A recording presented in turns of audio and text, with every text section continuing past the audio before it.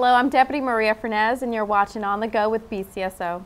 Today's episode begins with a highlight of our Sheriff's Office Agricultural Marine Unit. The Ag Marine Unit is charged with patrolling over 171,000 acres of fresh and saltwater tributaries that covers the 72-mile length of Brevard County.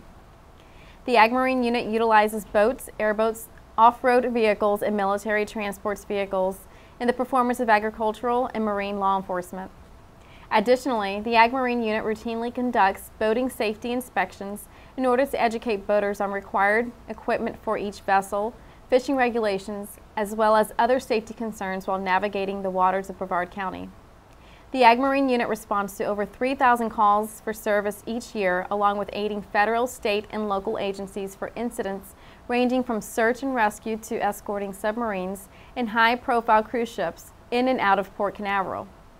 With 150,000 acres of ranch and farmland, 33 boat ramps, 24 commercial marinas, and 39,000 registered commercial and pleasure boats, the Ag Marine Unit is essential for effective law enforcement within Brevard County. Thank you for all your efforts. Gunfire and alcohol don't mix. Back on March 5th, the Sheriff's Office responded to an incident that could have potentially turned into a very dangerous situation for the students at O'Galley High School. So it was on March the 5th of this year. Deputy Mackey and I were on duty. Actually, we were pretty far apart when the call came out, and we had a call that dispatch had received about an intoxicated person at his residence on Seneca Drive that was inside the house shooting a firearm in the house with several occupants supposedly in the house. We weren't sure at that time whether they were adults, children, who was in the house. Some of our initial concerns, one of my biggest concerns in going to that area is I've known that area pretty well. It's a dead-end street. I know that it backs right up to the high school there at O'Galley. I knew Deputy Mackey was going to be on scene probably several minutes before I got there because I was coming from the other side of town.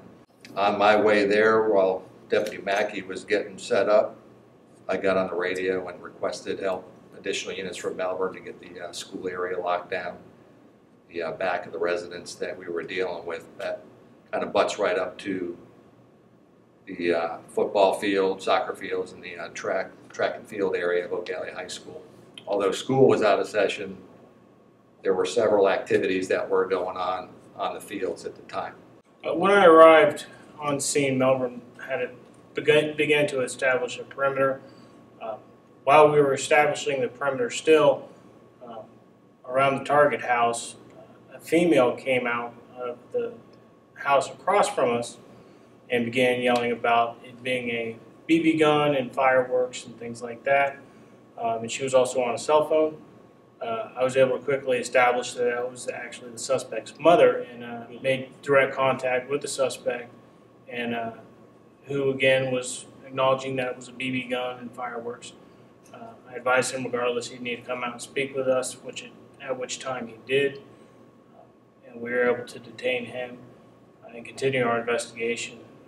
And having contact with the suspect's girlfriend, who also resides in the house, she provided consent to check the residence for the firearm, which ended up in the finding of a firearm as well as spent shell casing. It was a .40 caliber Smith & Wesson semi-automatic pistol that we did recover from the bedroom.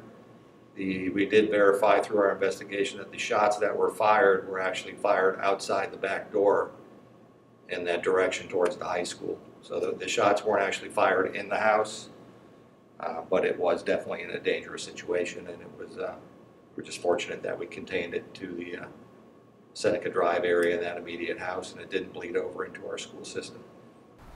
Thanks to the quick thinking of Corporal Joe Petrowski and Deputy J.R. Mackey, this incident ended with the suspect going to jail. We had a great time at the Guns N' Hoses basketball tournament a few weeks ago. Once again, the BCSO enforcers came out on top, winning the tournament for the third straight year. I had the chance to catch up with team coach Greg Buttrick to talk about the team and what's happening next. Hello, I'm retired Lieutenant Greg Buttrick with the Brevard County Sheriff's Office. I'm currently the coach of our BCSO basketball team called the Enforcers. The team was originated in the year 2006, and needless to say, we weren't too good back then. But fast forward to the year 2011, and boy, it's a whole different game. In 2011, we were lucky enough to attend the World Police and Fire Games in New York City. Out of 22 teams from across the nation and the entire world, we finished first in the United States, third in the entire world, bringing a bronze medal back to Brevard County. Since then, we've participated in all kinds of other events. We've won the Vero Beach Comets tournament back-to-back in the years 2012 and 13, and something the team is most proud of is in 2013 in Fort Lauderdale, Florida, we won the gold medal in the Florida Police and Fire Games. Just recently, we participated in the Orlando Magic's Guns and Hoses tournament for the third consecutive year, and we were fortunate enough to win it again, back to back to back. We are very proud of all this, but something I'm most proud of is what myself and the guys do off the court. Recently this year, we played at O'Galley High School, raising money for their anti-bullying campaign. The next event we did this year was against the Court Kings at Florida Tech. This was a great event as it sold out with 1,600 spectators. The game was for show as the Court Kings are a high-flying, dunking, trick-dribbling street ball team from players all over the United States. The big winner in this event was the Brevard Neighborhood Development Coalition as we raised funds to help underprivileged kids throughout Brevard County. Our team is really excited as in June of this year we are traveling all the way to San Diego, California to compete in the United States Police and Fire Championships. This should be a great trip and fun for the whole team. The basketball team relies on the kindness of sponsors. If you want to help the team in their next endeavor, call Coach Buttrick at 508-4492.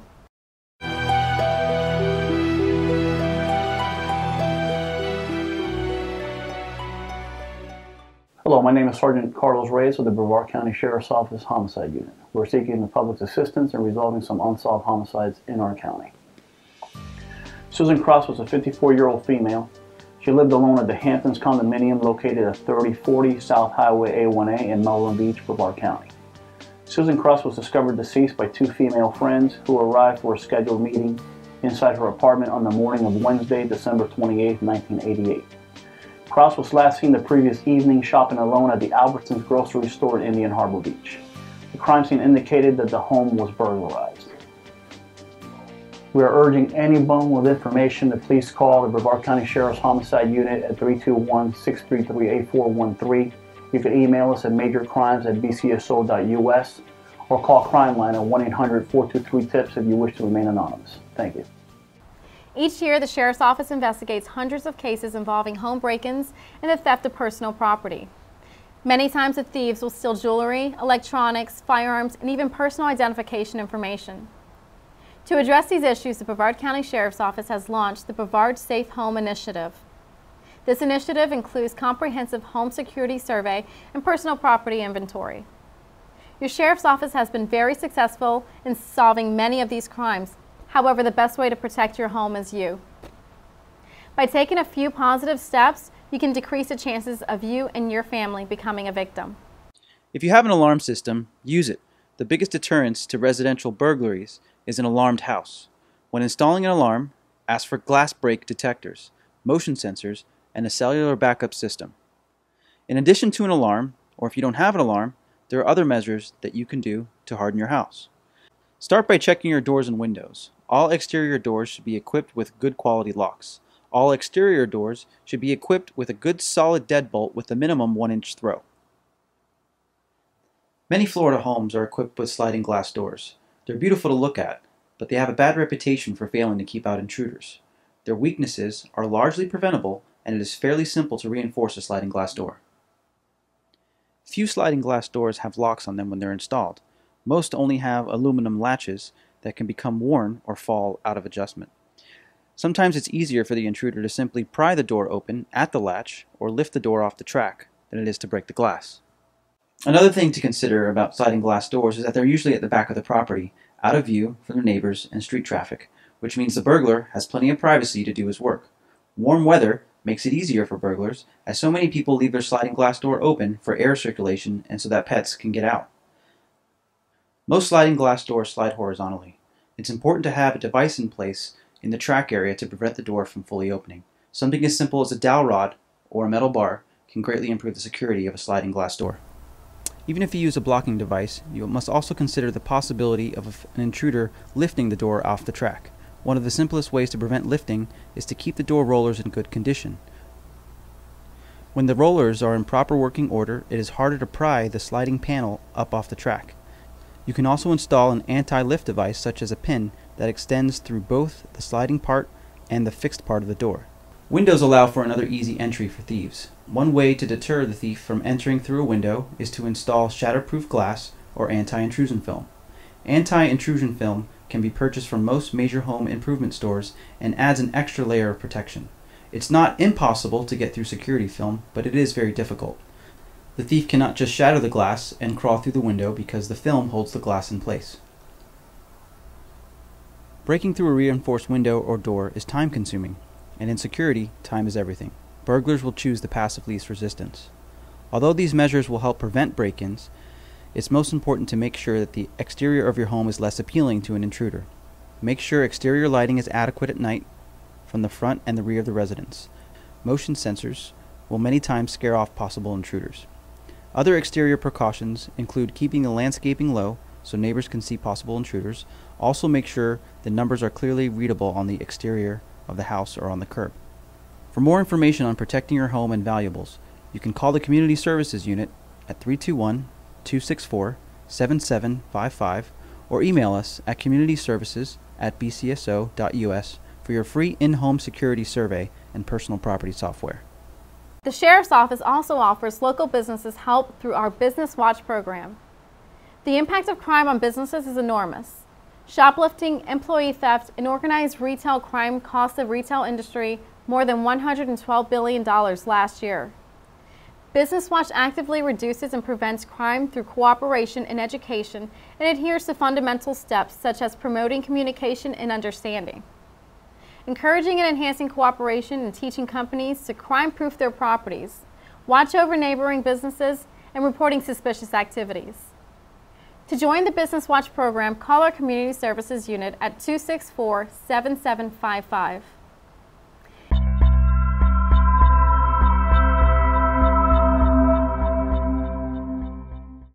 Mr. Danny Morris. Mr. Morris has a warrant for violation of felony probation for burglary to a structure and burglary to a conveyance with no bond. Mr. Morris is approximately 5'6", 175 pounds. He has a heart tattoo on his chest. Mr. Morris has an extensive criminal history involving battery on a law enforcement officer, carrying a concealed weapon, resisting arrest, and loitering and prowling. Mr. Morris has ties to both the Titusville and Nuns area. Thanks for joining us for another episode. We hope you have found the content not only informative but also enjoyable. Please take a look at the following for upcoming event information, and I'll see you back here soon for another episode of On the Go with BCSO.